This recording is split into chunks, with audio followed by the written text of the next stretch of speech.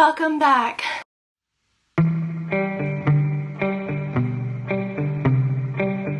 We are out of Murphy's post-op stage, but I do have one more video pre-recorded where we were in it, so we're kind of switching back and forth.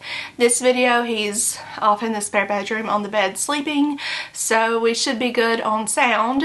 No guarantees on trumpet barking though. But today I have Cloth and Paper's planner and stationery box, I think it's called.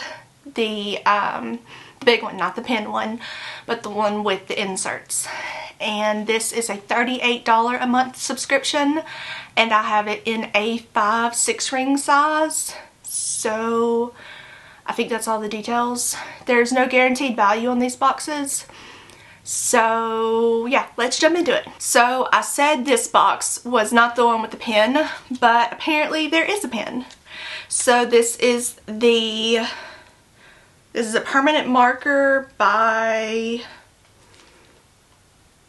a brand I don't know. Let me look at the card. It just says it's an oil-based ink pen.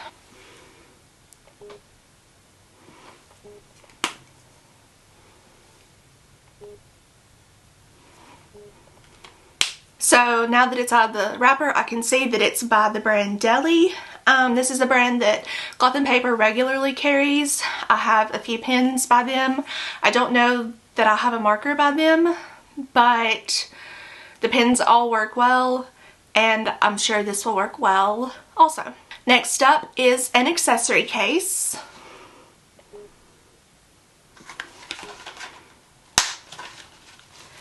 And it has these.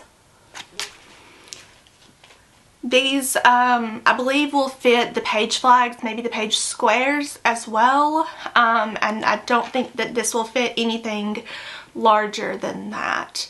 But considering all of my page flags are just on their cardstock backing and they're just in my desk, this will be perfect to clean up my page flags and squares and organize my desk a little bit more. So I'm definitely pleased with this as well. Next up is labels for that accessory holder.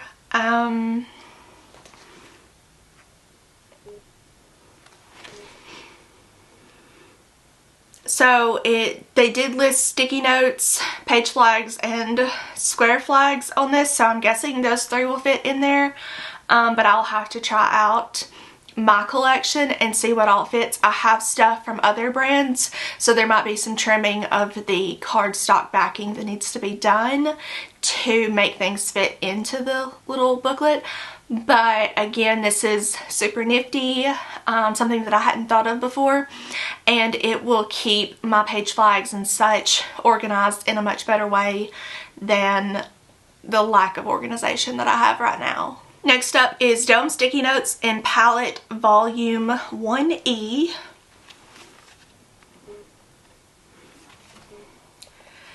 And these are in shade Aspen, Ube, Santorini, and Apollo. And again, this is super cool. I use this type of sticky note, page flag, whatever you call it, quite frequently to mark little sections, specifically in like my monthly, my weekly. So I definitely see a use in this, and even this darkest shade. I think I have some neon or white and gray gel pens still that I think would look perfect on this.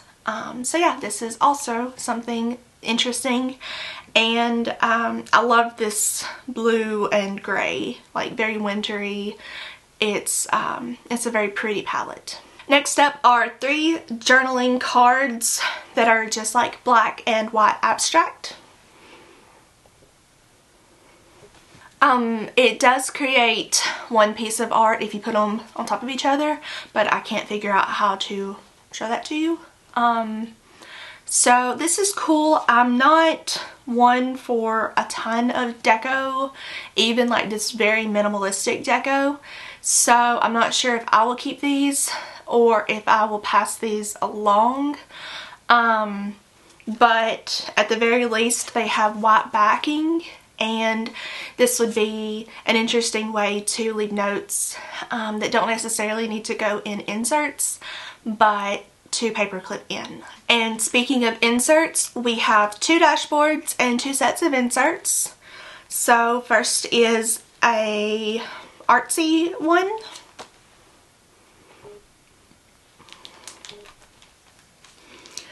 A raison d'etre, I think that's how you say that one.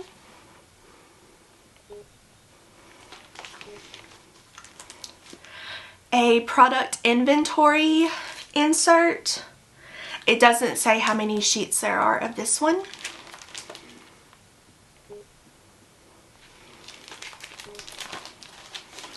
And then, as expected, December's weeklies.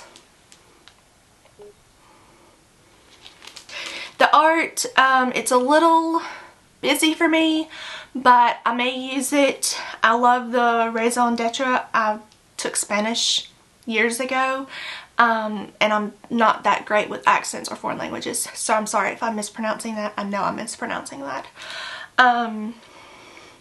That I like, and I will put in my planner. The favorite products is interesting to me. I don't have favorite products, generally speaking, because I get so much. I try out so much that I rarely have a favorite of anything other than maybe a few makeup products. So I'm probably going to pass that insert along to someone else who will have a use for it. But the weeklies I'm definitely keeping, definitely using. I'm going to go put in my planner as soon as I'm finished filming this, because as I'm filming this, it's November 2nd. So I need to take out October and put in December so I can start planning. And then we have a few more journaling cards. So we have a clear December card, a start by starting card,